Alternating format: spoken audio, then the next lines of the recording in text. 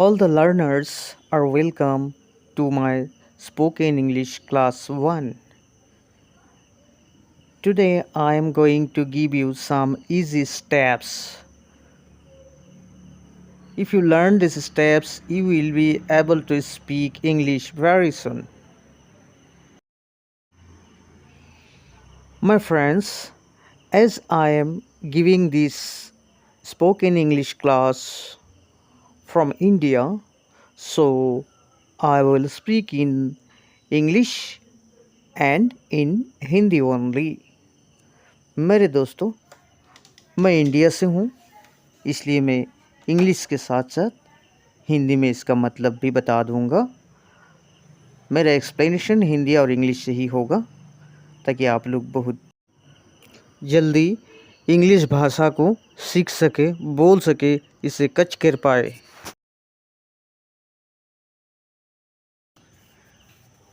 First lesson, पहला sentence हम ये कहना चाहते हैं। अगर आप किसी को कहना चाहते हैं कि मैं रोटी खाता हूँ, इंग्लिश में बोलना पड़ेगा आई ईट चपाटीस। ये प्रेजेंट टेंस में हो गया है, प्रेजेंट इंडिफिनिट टेंस। इसी को ही अगर आप कहना चाहते हैं प्रेजेंट पास्ट इंडिफिनिट में, तो आप बोलना पड़ेगा आई एट चपाटीस, यानी मैंने रोटी खाया था। अगर आप भविष्य काल में बोलना चाहते हैं कि मैं रोटी खाऊंगा, तो आपको कहना पड़ेगा I will eat chapatis. Okay my friends, जैसे कि ये 3 सिंपल इंडेफिनिट टेंस को हम फिर दूसरा वर्ड से हम आपको फिर बता रहा है दूसरा वर्ब से। जैसे कि मैं पानी पीता हूँ, आई ड्रिंक वाटर। फिर पास्ट टेंस में बोलना है, अतीत काल में आपको बोलना है, जिसे हम भूतकाल भी कहते हैं। तो आप बोलना पड़ेगा मैं पानी पिया था। इसको इंग्लिश में बोलना पड़ेगा आई ड्रैंक वाटर।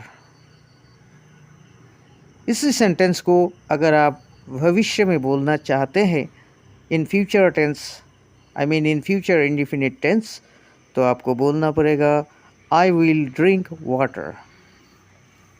ओके दोस्तों, और कुछ वर्ब्स है जैसे कि डू, गो, प्ले। ये सब वर्ड से आप खुद ट्राई करके देखेंगे। मैं और 2-3 सेंटेंस आपको सुना रहे हैं।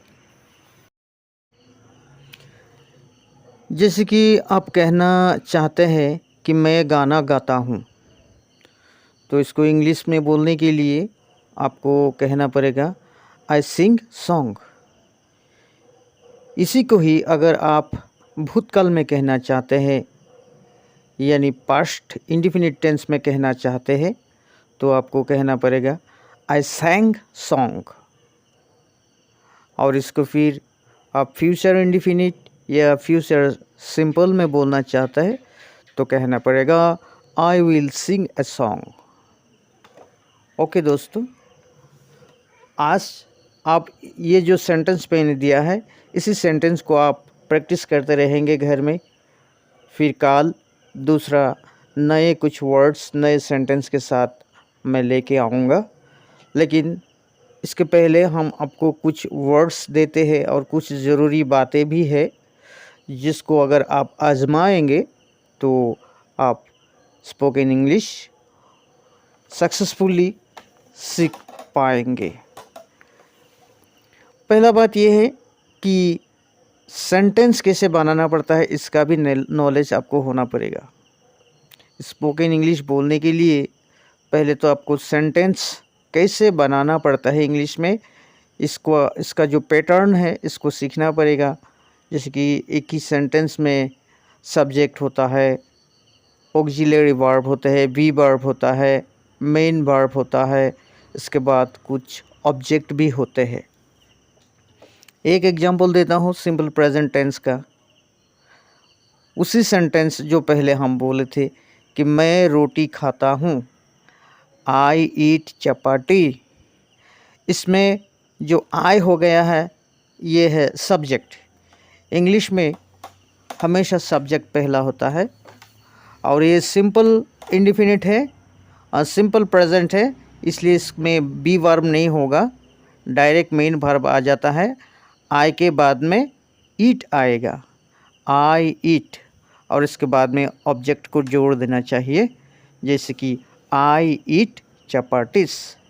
एक सेंटेंस में पहले भी हम बोला है कि सब्जेक्ट होता है, बी वर्ब होता है, मेन वर्ब होता है और ऑब्जेक्ट होता है, लेकिन पहला जो सिंपल प्रेजेंट टेंस होता है जिसको हम इंडिफिनिट टेंस भी कहते हैं, इसमें वी वर्ब नहीं होता है, जैसे कि ईज, एम, आर, ये सब नहीं होता है।